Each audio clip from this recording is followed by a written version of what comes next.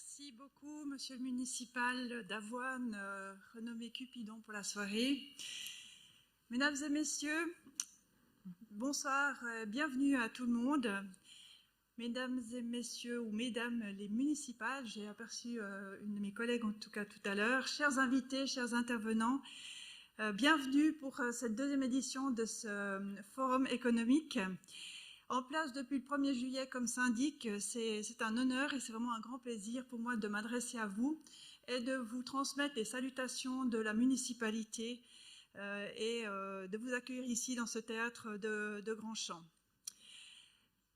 Gland, forte de ses nombreuses entreprises et institutions présentes sur notre territoire, et bien la ville de Gland dédie cette fin d'après-midi et cette soirée à la réflexion, mais aussi au réseautage, à la rencontre et aux retrouvailles, tout en espérant que cette configuration, cet après-midi qui a été préparée pour vous, pourra vous donner des idées, vous apporter des idées novatrices pour envisager des solutions pour demain et pourquoi pas susciter peut-être de nouvelles vocations. Après plusieurs mois de la crise sanitaire que nous avons subie, il est possible aujourd'hui de penser à une embellie. Il est indéniable que les secteurs économiques et sociaux ont payé cher cette traversée du désert, si je peux m'exprimer comme ça, à l'image d'ailleurs de l'entier de la population. Mais c'est vrai que cette situation inédite, eh bien, elle nous a mis à mal, elle a mis à mal aussi une certaine partie de l'économie et il a fallu tenir bon malgré toutes les difficultés. Comme vous le savez, des nombreuses actions de solidarité, de soutien et d'entraide ont vu le jour, parfois organisées par des privés, parfois des entreprises.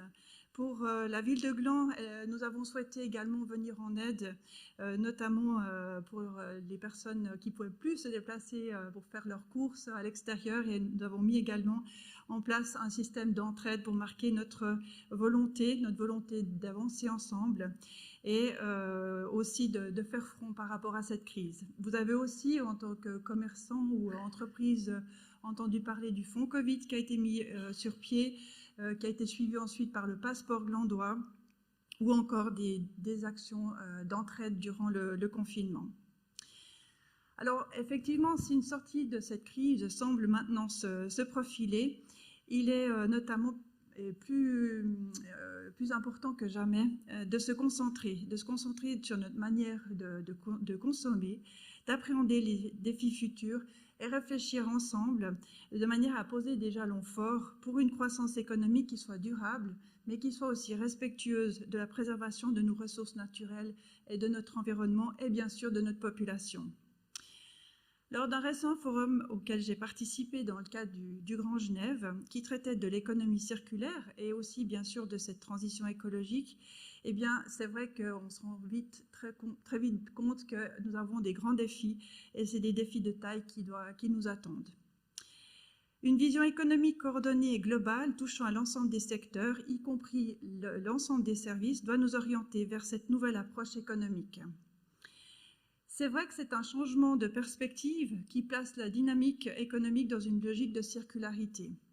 L'écologie industrielle, la transmission des savoir-faire, la formation, l'économie du partage, l'économie sociale et solidaire, par exemple, sont toutes ces dimensions qui se basent sur cette approche circulaire.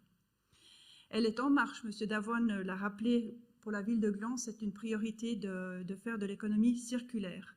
Mais elle a été ravivée aussi à la sortie, ou plutôt pendant ce Covid et suite au confinement de 2020. Maintenant, elle doit entrer dans les habitudes, dans nos habitudes, mais aussi dans les habitudes de la population pour que nous soyons prêts pour les défis qui nous attendent demain. Alors certainement, ce n'est pas à vous que je vais l'apprendre, la solution, elle est certainement locale. Consommer moins pour consommer mieux, c'est aussi réduire les gaz à effet de serre, créer de l'emploi. Mais nous devons aussi penser à nos consommateurs, les éduquer, si je peux m'exprimer comme ça, mais éduquer surtout les consommateurs actuels et surtout les consommateurs futurs.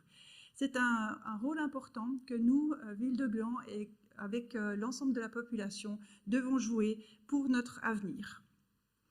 Et dans cette idée-là, une approche globale est absolument nécessaire. C'est un travail non pas en silo, chacun pour soi, mais bien une mise en valeur des idées et des actions communes. Et c'est là la clé pour réussir cette évolution harmonieuse. L'action politique combiné au dynamisme des acteurs de terrain que vous représentez ce soir, est essentiel. La ville de Gland, convaincue que l'économie est un trésor, c'est une pépite que nous partageons tous ensemble.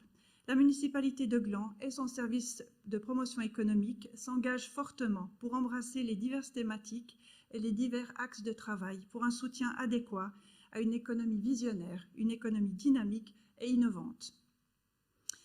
Mesdames, Messieurs, juste un petit mot, si vous le permettez, sur les activités et les dossiers qui occupent la ville de Gland en ce moment.